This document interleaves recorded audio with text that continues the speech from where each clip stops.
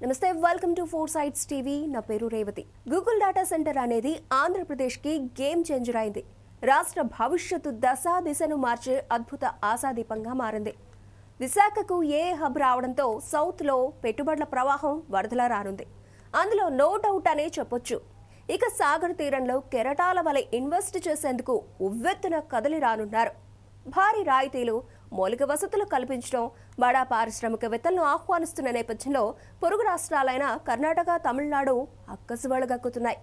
ఆ రెండు రాష్ట్రాల్లోని ప్రభుత్వాలపై విపక్షాలు తీవ్ర విమర్శలు గుప్పిస్తున్నాయి. ఈ క్రమంలోనే కర్ణాటక మంత్రి చేసిన ట్వీట్కు కౌంటర్ ఇచ్చారు young and dynamic minister Nara Lokesh. AP, Karnataka మధ్య గూగుల్ వార్ కంటిన్యూ అవుతోంది. ఎక్స్ వేదికగా ఫైట్ ఓ రేంజ్లో సాగుతోంది. మెయిన్గా సిలికాన్ వ్యాలీ అయిన కర్ణాటకలో ఈ భారీ పెట్టుబడి చేజారిపోవడాన్ని చూస్తూ అక్కడి ప్రభుత్వం తట్టుకోలేకపోతోంది. భారీ రాయితీ కారణంగానే గూగుల్ సంస్థ ఏపీకి తరలిపోయిందంటూ చేసిన ట్వీట్ వైరల్ అవుతోంది. దీనికి కౌంటర్ ఇచ్చింది టీడీపీ.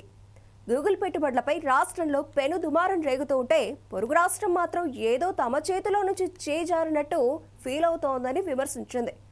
సాగర్ సిటీకి గూగుల్ రావడం వెనుక లోకేష్ ఎంత కృషి చేశారో మాటల్లో చెప్పలేమంటూ టీడీపీ నేతలు చెబుతున్నారు. ఆయన డ్రీమ్ ప్రాజెక్టు కోసం అహర్నిశలు కష్టపడ్డారని చెబుతున్నారు.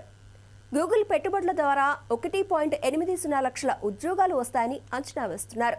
గూగుల్ ఏపీకి రావడంతో కర్ణాటకకు చెందిన పలువురు పారిశ్రామికవేత్తలు మౌలిక వసతులపై అసంతృప్తి వ్యక్తం చేస్తూ ట్వీట్ చేశారు. వెంటనే లోకేష్ తమ రాష్ట్రానికి రావాల్సిందిగా రీట్వీట్ చేయడంతో వివాదం రాజుకుంది. లోకేష్ ట్వీట్పై కర్ణాటక సర్కార్ మండిపడుతోంది. సబ్సిడీలు, ఉచితాలు ఆశ చూపి అడుక్కోమని ట్వీట్ చేయడం అనేది రాజకీయ విమర్శలకు దారితీసింది.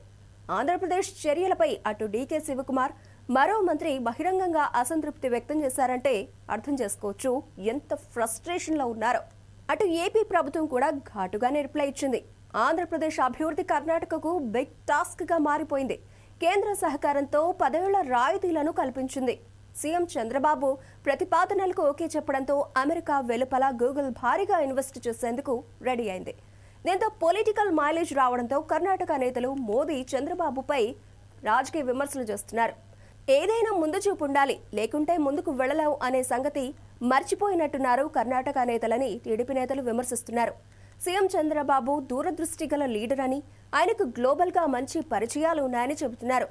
ఉమ్మడి ఏపీలో మైక్రోసాఫ్ట్ తీసుకొచ్చి అద్భుతాలు చేశారని, ఇప్పుడు గూగుల్ రాకతో ఉద్యోగాల జాతర ఉంటుందని చెబుతున్నారు పలువురు నిపుణులు.